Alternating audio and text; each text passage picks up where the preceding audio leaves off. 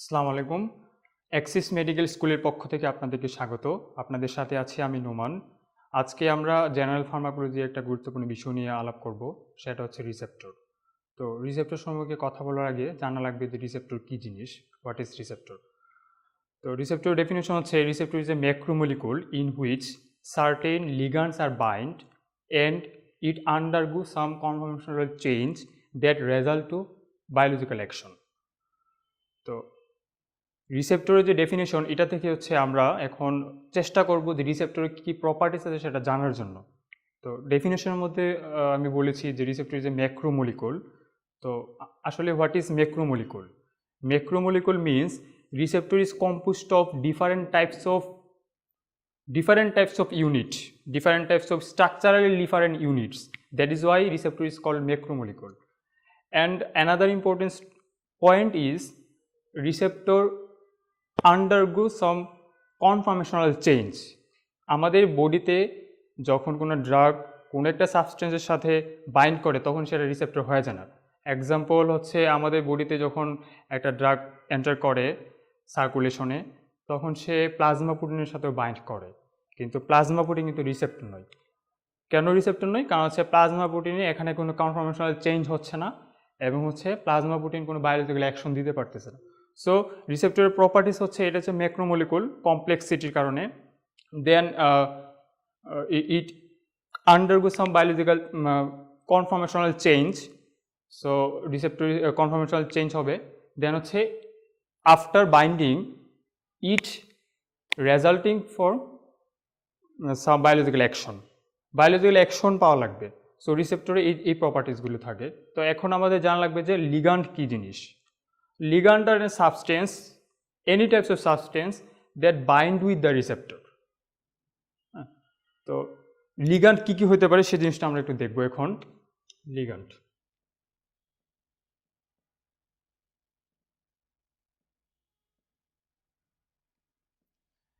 রিসেপ্টরের সাথে যে সকল সাবস্টেন্স বাইন্ড করে সেগুলো হচ্ছে লিগ্যান্ড।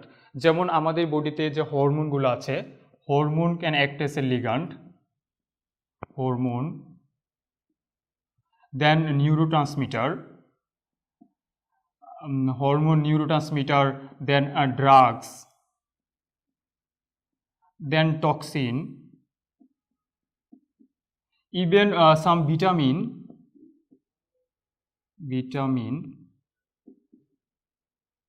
even bacteria,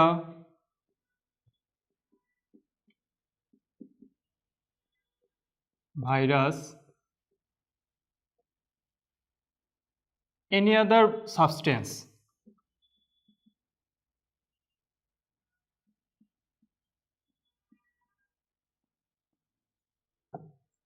তো লিগ্যান্ড হচ্ছে hormone, neurotransmitter, drugs, toxin, vitamin, bacteria, virus, or any other substance that bind with receptor and undergo some conformational change of receptor and resulting from biological action.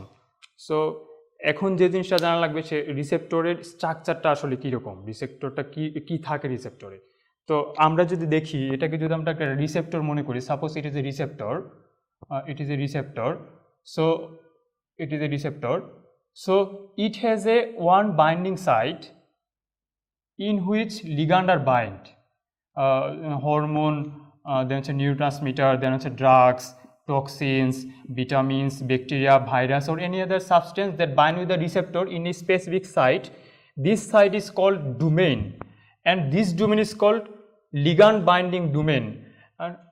And এখন question আসতে পারে যে what is domain? Domain is the specific site of receptor in which receptors are interact with the ligand. এখানে receptor লিগ্যান্ডগুলো কিন্তু রিসেপ্টরে একটা specific সাইটেই ইন্টারাকশনের আসে, সেজন্য হচ্ছে এটাকে বলে ডোমেইন। তো একটা রিসেপ্টরে দুইটা ডোমেইন থাকে, একটা হচ্ছে লাইগেন্ড বাইন্ডিং ডোমেইন, যে পাশে হচ্ছে লাইগেন্ডগুলো বাইন্ড করে, আর এটা হচ্ছে ইফেক্টর ডোমেইন। যখন লাইগেন্ড রিসেপ্টরের সাথে বাইন্ড করে তখন রিসেপ্টর কনফরমেশনাল কিছু চেঞ্জ হয়, সেই চেঞ্জের কারণে সে ইন্ট্রাসেলুলারলি কিছু সেলুলার সাবস্টেন্সের সাথে সে ইন্টারাকশন করে, যে ইন্টারাকশন করার ফলে আমরা হচ্ছে বায়োলজিক্যাল অ্যাকশনটা পেয়ে থাকি, আর সেজন্য এটাকে বলা হচ্ছে intracellular domain or effector domain. So it is called effector domain.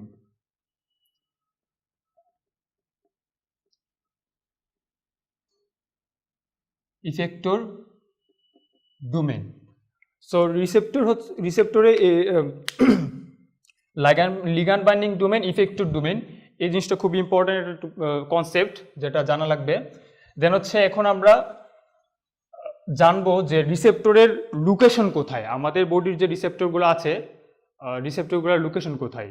এর আগে একটা জিনিস বলে রাখা ভালো যে আমাদের লিভিং সিস্টেমে, বায়োলজিক্যাল সিস্টেমে, every cell which has nucleus, genetic materials that have receptor. But আমাদের বডিতে যে ডেড টিস্যু আছে যেমন হচ্ছে নেইল বেড, দেন হচ্ছে হেয়ার, আর হচ্ছে একটা living tissue RBC, but it has no nucleus, so it has no any receptor. So receptor থাকবে সেই সকল সেলই যে সকল সেলে নিউক্লিয়াস থাকবে। তো এখন যে জিনিসটা জানবো সেটা হচ্ছে আমরা সবাই সেল মেমব্রেনের স্ট্রাকচারটা আমরা সবাই জানি, কিন্তু এখানে আমি বিস্তারিত সেল মেমব্রেনের সঙ্গে আলোচনা করব না। যে জিনিসটা হচ্ছে আমি বলতে চাচ্ছি বা যে জিনিসটা জানা লাগবে সেটা হচ্ছে আমরা সবাই জানি যে সেল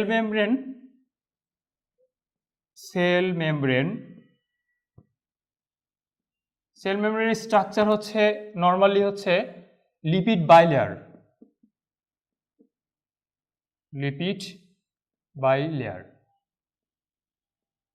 তার মানে হচ্ছে সেল মেমব্রেনের মধ্যে লিপিড বাইলেয়ার কোট থাকে, এটা আমরা সবাই জানি।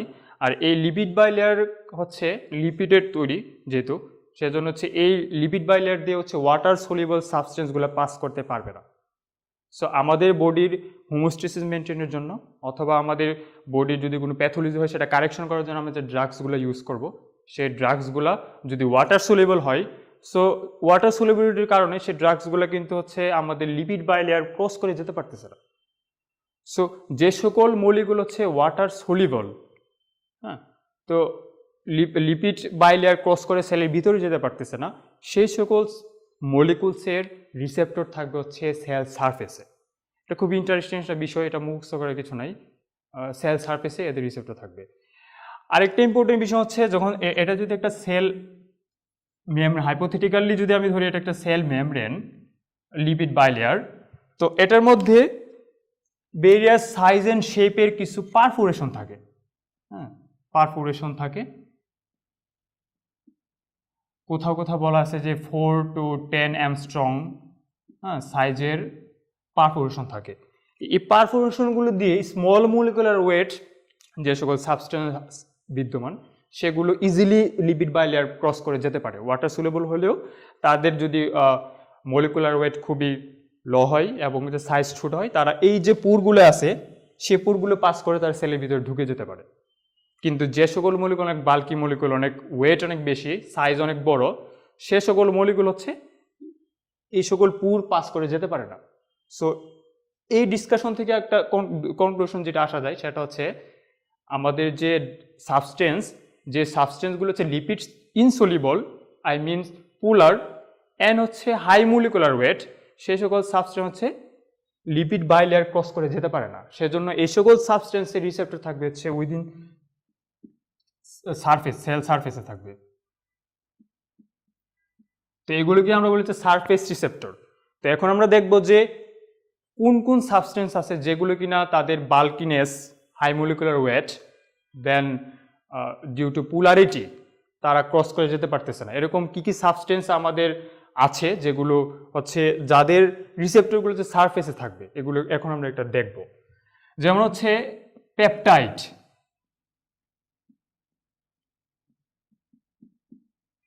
পেপটাইড হচ্ছে হাই মলিকুলার ওয়েট, এটা মলিকুলার অনেক বেশি, অনেক বাল্কি একটা মলিকুল, যে কারণে সে হচ্ছে এই ছোট ছোট পুরগুলো, পারফোরেটেড পুরগুলো সে পাস করে সেলের ভিতরে যেতে পারে না, সেজন্য তার রিসেপ্টরটা সেল সারফেসে থাকে।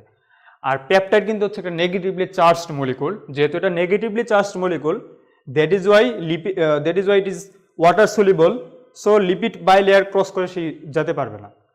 এগেইন অ্যানাদার এক্সাম্পল হচ্ছে আমাদের যে ক্যাটেকোলামাইন,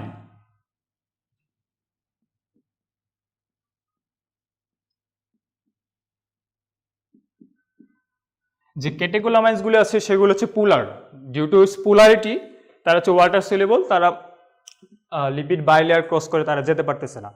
এখন হচ্ছে আমাদের বডিতে পেপটাইড অনেকগুলোই হরমোন আছে আমাদের বডিতে, যেগুলো কিনা যাদের রিসেপ্টর হচ্ছে সেল সারফেসে থাকে। এখন আমরা দেখব কি কি হরমোন আছে এর মধ্যে। যেমন হচ্ছে আমাদের খুব ইম্পর্টেন্ট একটা হরমোন যেটা সবাই আমরা জানি, সেটা হচ্ছে ইনসুলিন। ইনসুলিন হচ্ছে একটা পেপটাইড, দ্যাট ইজ ওয়াই এটার রিসেপ্টরটা থাকবে সেল সারফেসে। দেন হচ্ছে আমাদের যে গ্রোথ হরমোন পেপটাইড।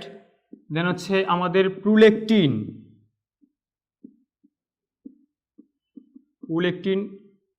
দেন হচ্ছে ফলিকল স্টিমুলেটিং হরমোন, দেন হচ্ছে লুটিনাইজিং হরমোন, দেন হচ্ছে থাইরয়েড স্টিমুলেটিং হরমোন। এই সকল যে সাবস্টেন্স এগুলো হচ্ছে peptide in nature. Due to peptide in nature এদের মলিকুলার অনেক বড়, বেশি সাইজ অনেক বেশি, সেজন্য ওরা হচ্ছে ছোটো পারফোরেটেড যে হোলগুলি আছে সেগুলো পাস করে যেতে পারে না, তাদের রিসেপ্টরটা সেল সারফেসে থাকে। আর ক্যাটেকোলামাইন কি কি আছে? ক্যাটেকোলামাইন আছে হচ্ছে এপিনেফ্রিন,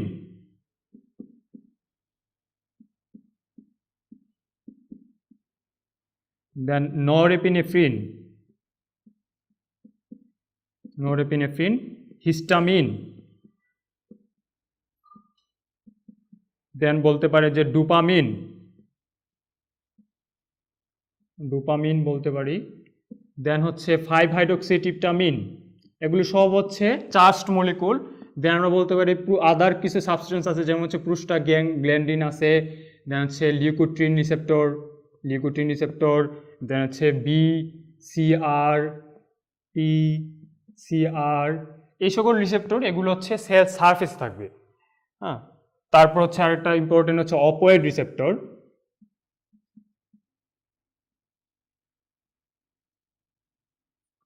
তো এই রিসেপ্টরগুলো হচ্ছে সেল সারফেসে থাকবে ডিউ টু তাদের ভালকিনেস অ্যান্ড হচ্ছে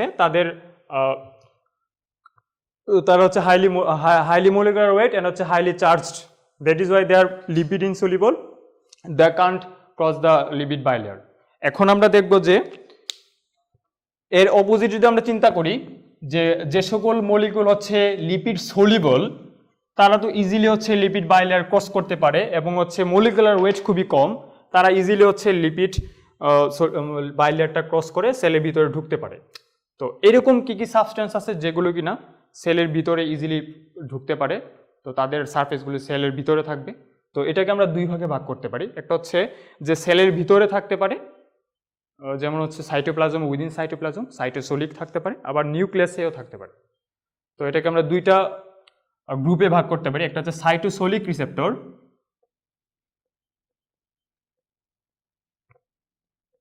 হ্যাঁ সাইটোসোলিক রিসেপ্টর। তো সাইটোসোলিক যে রিসেপ্টরগুলো সেগুলো হচ্ছে আমরা আগেই বলেছি যে লিপিড বাইলেয়ার ক্রস করতে পারবে যারা, তাদের রিসেপ্টরগুলো হচ্ছে সেলের ভিতরে থাকবে।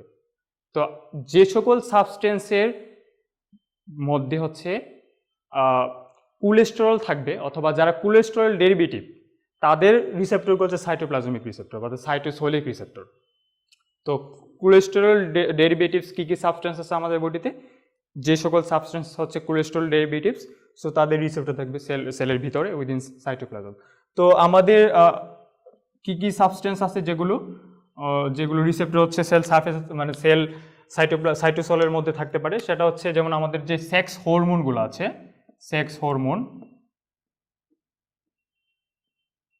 সেক্স হরমোনগুলো হচ্ছে তাদের মধ্যে হচ্ছে স্টেরয়েড, তারা যেহেতু স্টেরয়েড তারা হচ্ছে lipid soluble, that is why they are pass the lipid bilayer, then হচ্ছে তাদের রিসেপ্টর হচ্ছে সেল সাইটোপ্লাজমে থাকবে। তো সেক্স হরমোন আছে হচ্ছে আমাদের টেস্টোস্টেরন আছে,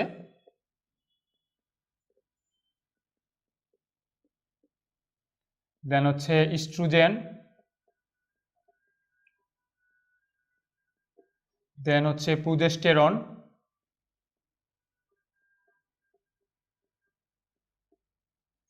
অ্যান্ড্রোজেন, দেন হচ্ছে আদার যদি আমরা বলি তাহলে হচ্ছে আমাদের অ্যালডোস্টেরন,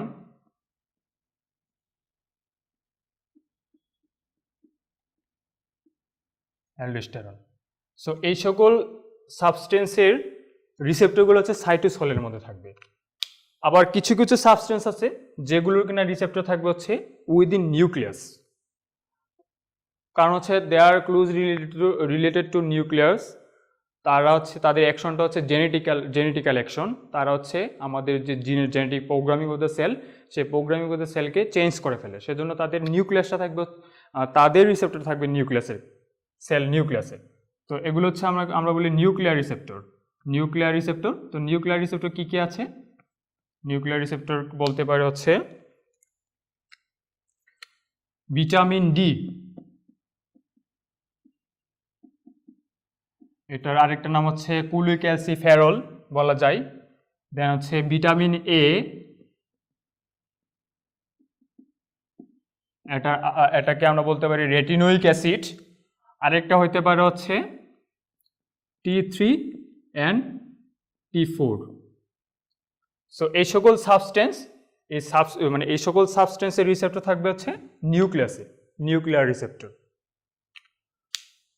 সো আপাতত আমরা আজকে এতটুকুই জানলাম রিসেপ্টর সম্পর্কে। আমাদের যে নেক্সট লেকচার হবে, নেক্সট ভিডিওতে আমরা হচ্ছে ডিটেলস রিসেপ্টর ইন্ডিভিজুয়াল ক্লাস নিয়ে আমরা আলোচনা করব।